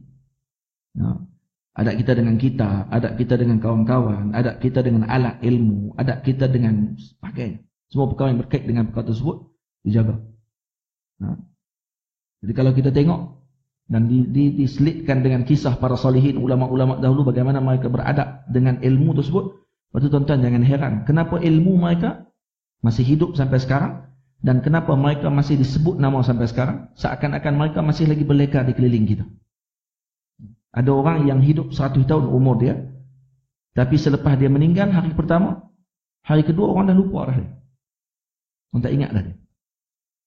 Imam Syafi'i wafat pada umur 50-an. Al-Imam An-Nawawi rahimahullah wafat umur 45 tahun. 45 tahun tuan-tuan umurnya wafat. Sayyidina Umar bin Abdul Aziz 30-an. Umur 30-an dah wafat. Umar bin Abdul Aziz, khalifah yang agung. Ini orang yang umur tak panjang tuan-tuan, tapi sampai sekarang disebut nama mereka. Kenapa? Karena akhlaknya mereka. Karena mulianya kedudukan mereka. Sebab tu saya sangat kalau kata di majlis mana-mana pun saya lebih suka untuk bercakap tentang masalah ini. Kerana perkara ini perlu untuk dihidupkan kembali kepada umat. Kalau tuan-tuan tengok dalam Facebook, kalau tuan-tuan tengok orang-orang yang anak-anak muda kita yang suka komen dengan cepat bila mana para ilmuwan menulis dan sebagainya, kita kadang-kadang jadi takut ada sikap yang macam ni. Saya tuan-tuan baru ni saya tulis satu kisah. Lah habis dah pukul 10 dah. 10 lah kan, habis kan. Ada kelas lain ke lepas ni? Oh ada, minta maaf. 10.30 baru ada kelas. Saya baru ni ada tulis dalam Facebook berkenaan dengan ayam putih. Ayam putih ni saya ada bela ayam putih. Ayam putih ni disebut dalam hadis. Ada satu riwayat hadis disebut Dikul abyad al-afraq habibi, kata Nabi. Nah, ayam putih yang cerlah yang terserlah ni ayam jantan lah. Dik ni ayam jantan putih serlah ni habibi, kata Nabi. Kekasihku. Wa habibi Jibril, dan kekasih kepada kekasihku Jibril alaihi salam. Maksudnya ayam putih ni dikasih oleh Nabi, dikasih oleh Sayyidina Jibril. Kemudian disebut oleh Nabi SAW, siapa yang ada ayam putih dalam rumah dia akan dijaga 16 rumah yang ada di keliling. Dia akan jaga 4 rumah di depan, 4 rumah di belakang, 4 rumah kiri, 4 rumah kanan. Saya tulis hadis ni. Hadis ni disebut oleh Al-Imam Ad-Damiri rahimahullah dalam kitab beliau Hayat Hayawan Kubra. Al-Imam Ad-Damiri rahimahullah, seorang ulama besar Al-Azhar Al-Syarif, yang dia bukan hanya pakar dalam ilmu syariah, juga hebat dalam ilmu zoologis, pakar dalam binatang. Dia tulis kitab besar 2 jilid berkenaan dengan binatang saja. Ada beribu binatang dan itu dia cerita semua pasal binatang. Jadi dia ceritakan hadis-hadis tersebut. Hadis ni fihi maqal. Ada hadis ni ulama kata hadis ni dhaif. Ada kata hadis ni maudhu'. Yang kata maudhu' adalah antaranya Ibnul Qayyim Jauziyah kata maudhu'. Ibnul Jauzi juga mengatakan hadis ni maudhu'. Ibnul Qayyim orang lain, bukan Ibnul Jauzi. Ibnul Qayyim Jauziyah. Al-Imam Ibnul Jauzi pengarang kitab Talbisul Iblis ni orang lain pula. Ni Al-Imam Abil Faraj. Abil Faraj Ibnul Jauzi. Dia pun kata dalam kitab dia maudhu'at, kata hadis tu maudhu'. Tapi Imam Ibnu Hajar Al-Asqalani mengatakan bahawa walaupun Imam Ibnu Jauzi mengatakan hadis tu maudhu', palsu, tapi saya tidak mengatakan dia palsu. Hadis tidak sampai peringkat palsu. Karena paling tinggi pun dhaif. Paling tinggi dhaif. Lepas tu paling banyak syadidud dha'af, sangat lemah hadis tersebut. Bila saya tulis yang ni tuan-tuan, pakak komen habis dekat saya, kata tengok ustaz saja ya duk sebat hadis maudhu'. Kata kat saya, ustaz apa duk sebat hadis maudhu' ni? Hadis maudhu' ni haram, takkan dia tak tahu kot. Tuan-tuan, dah saya tulis tadi, hak ulama tulis dalam kitab dia. Habis tu Imam Damiri pun tak tahu hadis itu maudhu'. Dia masukkan juga pandangan tersebut. Lepas tu saya pun tulis satu lagi, saya kata hadis ini berlaku khilaf di kalangan ulama tentang statusnya. Sebahagian kata dhaif, sebahagian kata maudhu'. Hak kata maudhu' beberapa orang saja. Kemudian hak kata maudhu' tersebut dipegang dengan kata hadis-hadis ini kebanyakannya berlaku rakakah, yakni kelemahan pada lafaz hadis tersebut. Kemudian anak-anak muda yang ada di Malaysia ni tuan-tuan, yang mereka ni saya tidak katakan yakin, tapi saya kata zan kuat dalam hati saya, mereka tidak pernah hadir ke majlis-majlis ilmu. Sonok tengok YouTube-nya. Tapi dia sembang macam dia alim besar, mengaji 40 tahun. Buka YouTube 40 minit, terus jadi alim hadis. Hadis ni maudhu', kata dia. Oh, terus maudhu'. Saya kata tu nak tolak mana pandangan Imam Sakhawi? Nak tahu mana kalam Imam Ibnu Hajar? Nak tahu mana kalam imam-imam hadis yang lain yang tidak menghukum terus hadis ni sebagai maudhu'? Tu macam mana? Oh, dia kerah juga nak kata hadis ni maudhu' dan nak kata saya penyebar hadis maudhu'. Cuba tengok tuan-tuan. Kenapa jadi macam ni? Tidak ada adab. Tidak ada adab bagaimana nak bermuamalah dengan orang, dan tidak ada adab bermuamalah dengan ilmu. Dia pun copy paste. Copy paste dalam internet, yang sonoknya print screen dalam internet Google, kemudian terus keluar. Saya buka kitab. Yang dalam kitab tersebut bahas secara detail tentang apa yang dibincangkan.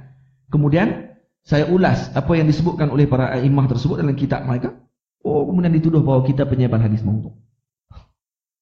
Tuan-tuan sampai dianggap semua hadis ni kalau maudhu', kalau sebut seorang dia kata hadis tu maudhu', terus kata ni mesti maudhu' hadis ni. La ilaha illallah. Kadang-kadang ada satu hadis disebut oleh seorang ulama hadis tu maudhu'. Hadis tu sebenarnya hanya peringkatnya kemungkinan hasan di sisi ulama yang lain. Khilaf dengan ulama. Kenapa yang sampai macam syadid sampai macam tu? Kan tidak ada adab. Bila kita tegur, dia kata kita ni nak merendah-rendahkan orang awam. Bila orang awam tanya, hadis ni status dia apa dia, Ustaz? Bila dia buat keluar hukum, bersebutkan hadis, terus dia tanya, hadis ni status dia apa dia? Kalau orang tanya, kalau saya bagi tahu hadis tu status dia apa dia, kamu nak buat apa? Tanya balik. Kamu nak buat apa kalau kamu tahu status hadis tu? Dia kata kalau kami tahu hadis tu sahih, maksudnya boleh diamalkan. Habis tu kalau hadis tu dhaif, macam mana? Kalau dhaif tak boleh. Tak boleh diamalkan, tak boleh buat hujah. Tengok, dia pun tak faham tentang apa dia cakap. Tuan-tuan, saya cakap ni hak ringkas tuan-tuan ni. Tuan-tuan kena mengaji pula. Nak tahu macam mana, hadis mana. Betul ke hadis dhaif tak boleh digunakan untuk hujah? Hujah macam mana tuan-tuan? Hujah apa yang dimasukkan tadi? Sebab tu dalam masalah akidah tidak boleh guna hadis dhaif. Tapi dalam masalah furu' ada masalah. Al-Imam Ahmad bin Hanbal mendahulukan hadis dhaif dibandingkan dengan qiyas yang beliau gunakan. Dia lebih dahulukan hadis dhaif. Dan kalau kau tengok, tuan-tuan tengok dalam kitab-kitab para ulama yang bahas tentang masalah tersebut sangat panjang dan bukan masa yang pendek dengan 40 minit perbahasan. Dengan 4 minit lagi hebat, 4 minit potong kan. Video YouTube potong 4 minit, hak tu dia nak dengar sangat. Kemudian terus berkeluar hadis. Status hadis ini tidak sahih. Oh, the shock pula sebut macam tu tuan-tuan. Mubtada' khabar pun tak tahu. Nah. Baik, kalau tanya tuan-tuan, kalau tanyalah. Ayat Quran, "Idza qumtum ila shalah, faghsilu wujuhakum wa aydiyakum ila al-marafiqi wamsahu bi ru'usikum wa arjulakum ila al-ka'bain." Ayat tersebut, tak tanya baliklah. Macam mana Imam Malik dalam kitab Imam Malik disebut tartib tidak wajib dalam wudu.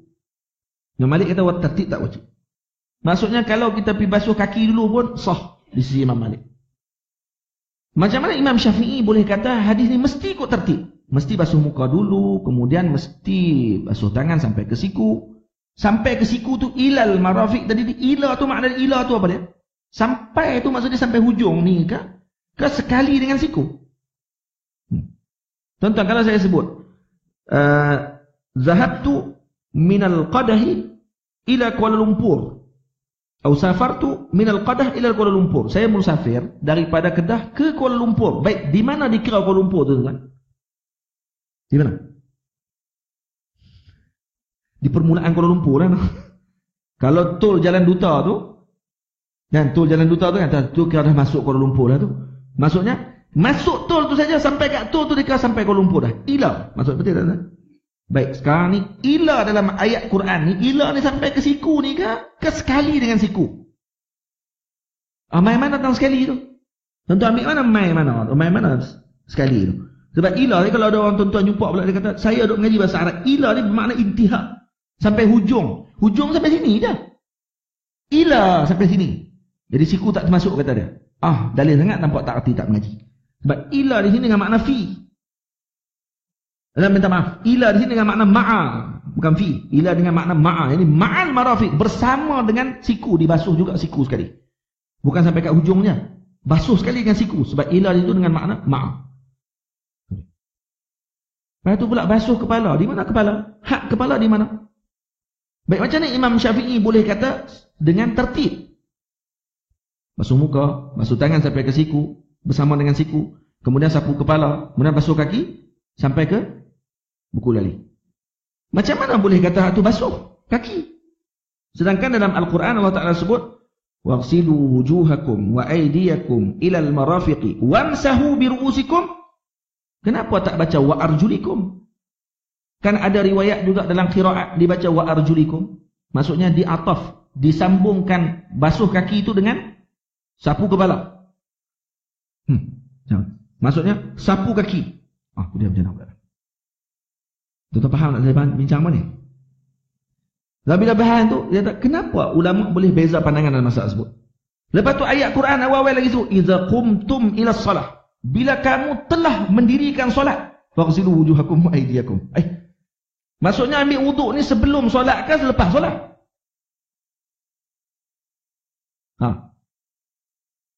Sebelum. Tapi ayat tu kenapa sebut selepas? Qumtum maksudnya dengan perkataan setelah. Fi'il madhi. Macam mana tuan-tuan? Tu pun tidak. Bila kita tanya yang tu pun tak tahu. Belagak macam dia tu Imam Syafi'i. Tu tak tahan tak? Kata dekat Imam tu tak arti, tak jumpa hadis apa semua sekali. Kemudian dia tahu status hadis. Kalau tahu status hadis pun nak buat benda apa? Nak buat benda apa tuan-tuan? Ada seorang lelaki dalam satu majlis tanya dekat seorang ulama hadis. Bila ulama ni sebut, hadis ini telah diriwayatkan oleh fulan bin fulan ibn fulan ibn fulan ila Rasulullah sallallahu alaihi wasallam. Puas hati? Maka lelaki ni pun alhamdulillah, saya puas hati. Sebab Syekh dah sebut sanad dia. Oh, saya puas hati. Lepas tu Syekh tu tanya, hantar tak aku sebut nama siapa tadi? Aku tak tahu. Bila sebut nama Arab semua tu, dah puas hati. Tu nama semua hak dia sayok belakang masjid ni, dia kata. Nama-nama yang aku sebut tadi ni, semua nama penjual sayok belakang masjid ni. Tu pun hang tak tahu kata tu penjual sayok. Hang duk ingat tu ulama besar. Aku sebut yang tu je, panjang-panjang tadi, hang dah kagum, tak ada dah lah. Padahal hang tak tahu yang aku sebut tadi semua nama penjual sayok. Lepas tu hang tahu apa? Buat apa hang nak tahu satu hadis tersebut? Tuan, sebab tu kita mengaji kitab fiqh, tuan-tuan. Kalau tuan-tuan buka kitab fiqh, tuan-tuan akan jumpa apa dia tu? Jumpa dalil ke jumpa hukum? Jumpa hukum. Betul tak? Kalau tuan-tuan buka kitab kecil-kecil. Wajib, apa perkara rukun dalam solat? Apa perkara yang sunat dalam solat? Apa syarat-syarat sah bagi solat? Apa syarat-syarat, apa perkara yang membatalkan solat? Apa perkara yang membatalkan wudu? Daripada mana datang ni? Daripada hadis. Kenapa tuan-tuan tak baca hadis dulu? Kenapa bawa keluar ni? Sebab kalau tuan-tuan baca hadis dulu, tuan-tuan akan jadi pening pada waktu tersebut. Karena apa? Karena nak mengumpulkan semua riwayat tersebut dan kemudian nak memahami bagaimana ulama memahami riwayat tersebut. Tidak akan tuan-tuan dapat faham, melainkan dengan masa yang sangat panjang. Tetapi bila mana ulama tulis kitab fiqh, maka diringkaskan hukum tadi untuk diamalkan. Sebab tujuan agama ni untuk amal. Tapi tuan-tuan tengok ada orang zaman sekarang yang datang bawa agama dengan tujuan untuk balah dengan orang ramai. Betul tak tuan-tuan? Dia bawa agama untuk berbalah, bukan untuk amal lagi. Akhirnya orang tinggal amal, orang berbalah sama-sama. Orang dah beramal, baca zikir, baca selawat, dia datang suruh tinggal zikir, tinggal selawat. Akhirnya umat akan jadi lompang.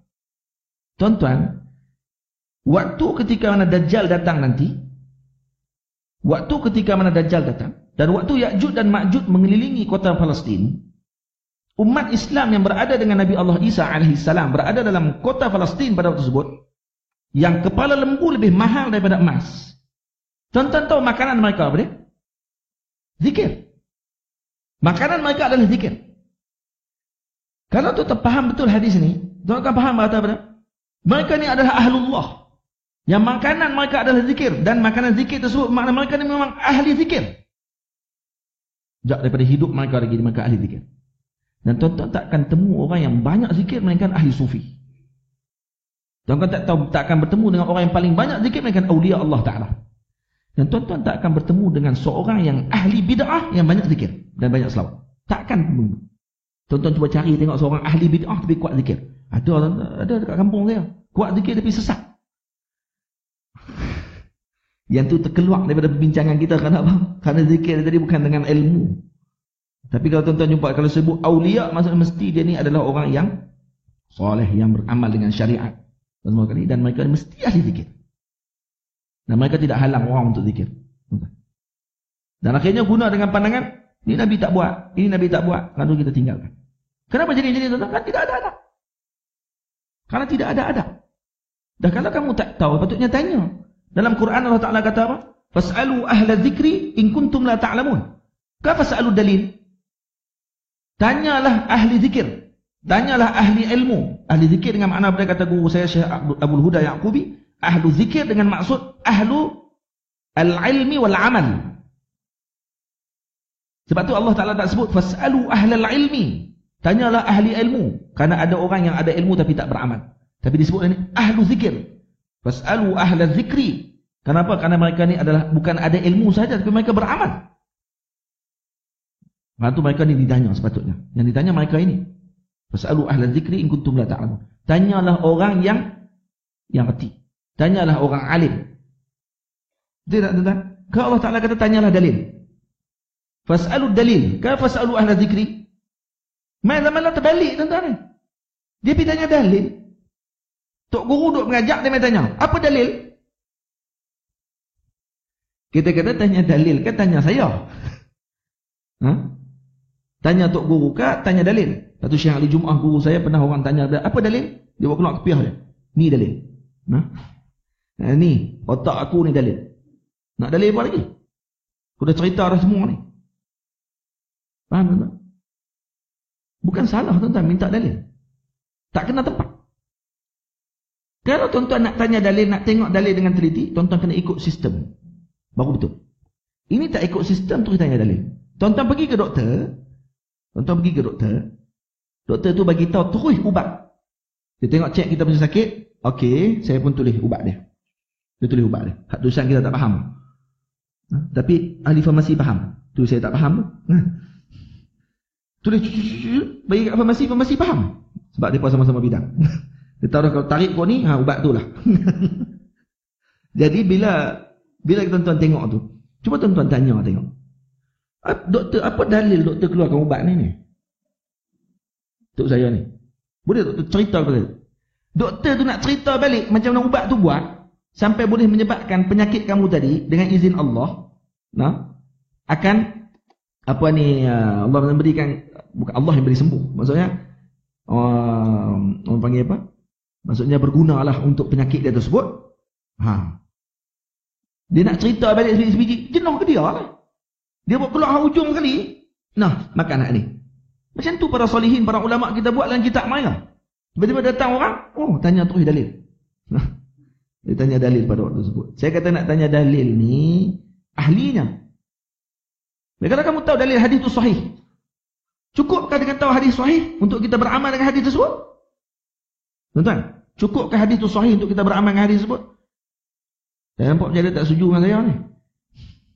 Tak setuju dengar sampai ke sini. Jangan dalam otak, bila duduk depan guru, jangan dalam otak kita ni jadi seperti penampi padi. Lepas tu kata ulama, la taj'al qu'udaka amama al-masyayikh ka qu'udil mugharbil. Jangan kamu duduk depan guru seperti duduk penampi padi. Tuan-tuan tengok penampi padi dia buat apa? Dia tampi, dia ambil yang elok, dia buang yang tak elok. Betul tak? Jangan duduk depan guru macam tu. Maksudnya jangan kita duduk tampi siap dah untuk guru cakap. Masuk semua dulu dalam kepala. Ni tidak, dia lebih tampi dah. Yang ni boleh ambil. Yang ni tak boleh pakai.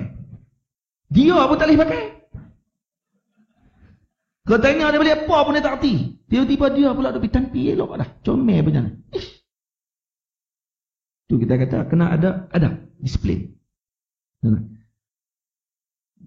Jadi apa ni, Allahumma salli ala sayyidina Muhammad, boleh kata terus ambil hadis sahih untuk kita amal terus?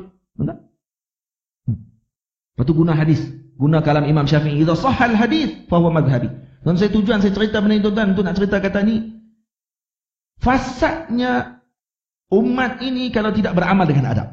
Dan hasilnya nanti akan menyebabkan pecah belah. Tu hujung sekali pecah belah. Ni kalau tak beramal dengan adab. Akhirnya jadi buruk sangka dengan para salihin, para ulama. Dan akhirnya dia akan pecah belah dan dia anggap dia yang paling betul. Tuan-tuan, ada hadis dalam Sahih Bukhari berkenaan dengan kalau kata kamu menyentuh kemaluan tidak batal wudu. Ada hadis? Ada kan? Hadis sahih yang mana Nabi SAW bila bertemu, seorang sahabat bertemu dengan Rasulullah, dia kata, Rasulullah saya sentuh kemaluan saya. Nabi suruh dia sentuh hidung dia. Maka dia pun sentuh hidung. Nabi kata, macam mana? Batal tak wudu kamu? Dia sentuh hidung nak batal wudu apa? Itu pun anggota kamu juga. Maksud kemaluan kamu, anggota kamu. Kamu sentuh hidung. Macam tu anggota dia. Hadis itu sahih. Hadis yang kedua, ada sebut berkenaan dengan bila bersentuh kemaluan dengan kulit, yang ini tapak tangan kita. Maksudnya bila sentuh ni dengan makna tapak tangan. Bagaimana sentuh tu dengan tapak tangan? Adakah ni tidak dikira sentuh? Ni, ke belakang ni, adakah dikira sentuh? Tapak kaki. Dikira sentuh tak tuan-tuan? Saya mohon maaf tuan-tuan, bagi contoh. Tengah duduk kencing, kemaluan dia terkena tapak kaki dia. Batal tak wuduk dia? Batal tak wuduk dia? Batal tak wuduk? Batal lah sebab kencing tu. Dia duk bahas lagi tentang tapak kaki. Saya duk bahas dia tengah kencing, lepas tu kemaluan terkena ke tapak kaki. Batal tak wuduk, dia duk ingat tentang sentuh tu Dia terlupa tentang kencing tu. Batal lah. Baik, tak, kalau dia tak kencing. Dia tak kencing. Kemudian terkena kemaluan dia pada tapak kaki dia. Batal tak wuduk? Tapak kaki dia lah, bukan tapak kaki isteri dia. Tapak kaki dia. Tapak kaki isteri. Isteri dia tendang dia lah kot kan. Tapak kaki dia. Tapak kaki dia batal tak wuduk? Tak batal wuduk. Kenapa? Kerana tak dikira sentuh. Sebab sentuh ni hanya dengan kedua tapak tangan. Baik, apa pula tapak tangan? Hak tapak tangan apa dia? Ni, kalau tuan-tuan letak macam ni. Ni. Hak yang bersentuh di antara dua ni dikira tapak tangan. Hak tak bersentuh ni tak dikira. Ni. Hak tak bersentuh ni semua tak dikira tapak tangan. Tahu tak? Jadi kalau tersentuh yang tepi ni kepada kemaluan, batal tak wuduk? Tak batal wuduk. Baik, ni jari macam mana pula? Ni tentu. Ni macam mana ni? Ibu jari kena buat macam ni. Apa buat macam ni? Buat macam ni. Yang mana bersentuh? Yang tu yang batal. Yang tak bersentuh tepi ni kalau kena tidak batal. Faham? Baik. Hadis ada sebut tentang masalah tadi. Kata batal wuduk. Baik, ada hadis yang kata Nabi kata tak batal wuduk kalau sentuh seperti sentuh hidung kamu. Maka ulama pada waktu tersebut bila tengok macam mana nak gabung antara hadis ni. Sebab hadis bila nak keluarkan hukum kena gabungkan dulu. Kena jamakkan dulu. Boleh tak gabung? Ini kata batal kalau tersentuh. Ini kata tak batal kalau tersentuh. Boleh tak gabung? Kita kata tak batal pada waktu tertentu, batal pada waktu tertentu. Tak boleh. Nak gabung tak boleh. Jadi bila tak boleh gabung, maka pada waktu tersebut ulama mula mengambil, tengok pula pada waktu tersebut nasakh dan mansukh. Mana dulu hadis yang disebut mula-mula dan menasahkan ataupun membatalkan hukum yang sebelumnya. Maka bila dibuat kajian dalam kitab Al-I'tibar, fi nasikh wal mansukh min al-athar, karangan Al-Imam Al-Hazimi rahimahullah, dan kitab ni wajib dibaca oleh para mufti. Wajib dibaca oleh para mufti dan para santri pengaji-pengaji ni. Kena baca kitab ni, kalau tidak tak boleh jadi ahli majlis fatwa. Al-I'tibar ni kena baca. Sebab dia nak tahu mana satu hadis yang dah nasakh mansukh. Hadis mana yang dah dibatalkan dengan hadis yang kemudian. Rupa-rupanya hadis yang sentuh kemaluan dan sentuh hidung ni tidak batal. Hadis ini telah dinasahkan oleh hadis yang batal kalau sentuh. Jadi Al-Imam Syafi'i guna hadis yang nasah. Maksudnya bukan gabung terus. Kena nasah pula. Tengok tuan-tuan. Cuba tuan-tuan tengok. Ada sebahagian orang dia kata guna hadis ni. Ini hadis sahih. Maka dia amalkan terus semua. Dia ambil wuduk, lepas tu dia sentuh kemaluan dia sendiri, dia kata saya beramal dengan hadis yang tu. Jadi tak batal. Hak wuduk, guna hadis lain pula. Bercampur aduk habis semua lah kali, jadi pening umat. Pening umat. Tuan-tuan. Kalau kata orang macam ni mengajak. Sebab tu kata Imamul Ghazali rahimahullah. Kalaulah kalian melihat seorang guru yang mengajar di dalam majlisnya, disebutkan semua pandangan ulama dengan ikhtilaf dan furuk-furuknya dalam kitab, dalam majlis, diceritakan semua sekali. Maka jauhilah guru tersebut kerana darar, bahayanya itu lebih besar daripada kebaikan yang dia bawa. Tuan-tuan mengaji fiqh Syafi'i, buka mazhab Syafi'i. Dalam mazhab Syafi'i, kitab fiqh mazhab Syafi'i, contohnya kitab Matan Abi Syuja', dibaca dengan keluarkan hukum terus. Ulama keluarkan hukum dan untuk beramal. Tiba-tiba ada orang bila dia baca ni, dia kata sebenarnya berdasarkan dalil mazhab Abu Hanifah lagi kuat daripada mazhab Imam Syafi'i dalam bab ni. Baca kitab mazhab Syafi'i, kurang ajak. Lepas tu dia pergi tarjih mazhab lain dengan guna kitab mazhab Syafi'i. Tuan-tuan kalau jumpa orang macam ni, tuan-tuan jauhkan diri daripada dia. Kata Imam Ghazali, jauhkan diri daripada orang yang macam ni. Kerana dia telah memberi racun kepada muridnya lebih banyak daripada memberi madu pada waktu itu. Dia lebih banyak memberi keburukan kepada murid. Dan hadza summul qatil. Ini adalah racun yang membunuh. Tapi ada orang dia seronok bila mengaji semua mazhab ni. Dia ingat, dia kata kalau dia boleh reti tu, dia paling alim je dalam Malaysia. Jadi habis balik kampung, tengok orang kampung semayang, ni semayang tak ikut mazhab. Betul. Mazhab yang sahih. Sahih pun kena sebut begitu. Sahih. Meluat kita. La ilaha illallah. Tuan-tuan kalau jumpa orang macam ni, mereka tidak akan bercakap, melainkan akan bawa keburukan kepada umat Nabi SAW. Nampak? Mereka tidak ada lapang dada, tapi di mulut mereka disebut lapang dada, lapang dada, lapang dada. Bila kita buh dia sikit ya, sempit dada dia. Lapang dada, lapang dada, lapang dada, diperlih. Orang baca kunut, kena pecah buang. Tok imam kena pecat. Tuan. Tapi duk lapang dada tu, kita berlapang dada dengan khilaf. Memang orang baca kunutnya. Oh, yang ni tak ada. Ini tak boleh lapang dada. Ini bid'ah. Kan? Berlaku semua. Baca doa tak boleh, pom tak boleh. Senyap. Dia senyap tak bagi. Dia boleh minum kopi tak bagi. Kita pun jadi, ya Allah. Khutbah Jumaat, bahasa baca Quran pun tak betul. Baca hadis, baris pun tak kenal. Tapi, bila tam bid'ah, laju je. Ya, tuan-tuan, sebab tu, kena jaga. Semua perkara ni berlaku kerana apa? Kerana kurangnya adab. Ya. Saya sebenarnya tadi nak cerita satu benda, tapi tak sempat. Sebab cerita banyak sangat dah. Saya nak cerita satu ayat Quran, nak syarah ayat Quran pun tak sempat, tuan-tuan. Jadi, insyaAllah, ada masa peluang lain. InsyaAllah kita bertemu lagi. Saya seronok bertemu dengan tuan-tuan semua. Moga-moga tuan-tuan pun seronoklah jumpa dengan saya ni. Kata tak mau dah ustaz ni. Cakap Kedah piau. Lepas tu dia cerita apa atau daripada tadi ni tak faham-faham. Moga-moga fahamlah insya-Allah apa yang saya sebutkan ni. Dan moga-moga kita nampak bahawa banyak lagi benda yang patutnya kita ambil perhatian dan luasnya ilmu para salihin, para ulama kita, dan kita banyak terhutang budi dengan mereka. Dan lazimkan adab kita dengan mereka. Moga-moga Allah Ta'ala buka futuh, buka pembukaan yang besar kepada kita untuk mendapatkan ilmu yang bermanfaat untuk umat Nabi SAW. Saya mohon maaf, mohon ampun. InsyaAllah ada rezeki peluang kita akan bertemu lagi pada masa yang akan datang. Qul qawli hadha astaghfirullahal azim li wa lakum. Assalamualaikum warahmatullahi wabarakatuh. Bismillahirrahmanirrahim. Alhamdulillahi rabbil alamin. Wassalatu wassalamu ala asyrafil mursalin wa ala alihi wa sahbihi ajma'in. ربنا آتنا في الدنيا حسنة وفي الآخرة حسنة وقنا عذاب النار ربنا هب لنا من أزواجنا وذرياتنا قرة أعين واجعلنا للمتقين إماما ربنا زدنا علما وارزقنا وبارك لنا فيما رزقتنا واجعلنا محبوبا في قلوب عبادك وعظما في عيونهم واجعلنا وجيها في الدنيا والآخرة من المقربين يا كثير النوال حسن الفعل قائما بلا زوال يا مبدئا بلا مثال فلك الحمد والمنة والشرف على كل حال اللهم صل صلاة كاملة وسلم سلاما تاما على سيدنا محمد الذي تنحل به العقد وتنفرج به الكرب وتقضى به الحوائج وتنال به الرغائب وحسن الخواتيم ويستسقى الغمام بوجهه الكريم وعلى آله وصحبه في كل لمحة ونفس بعدد كل معلوم لك ربنا آتنا في الدنيا حسنة وفي الآخرة حسنة وقنا عذاب النار صلى الله على سيدنا محمد وعلى آله وصحبه وبارك وسلم والحمد لله رب العالمين.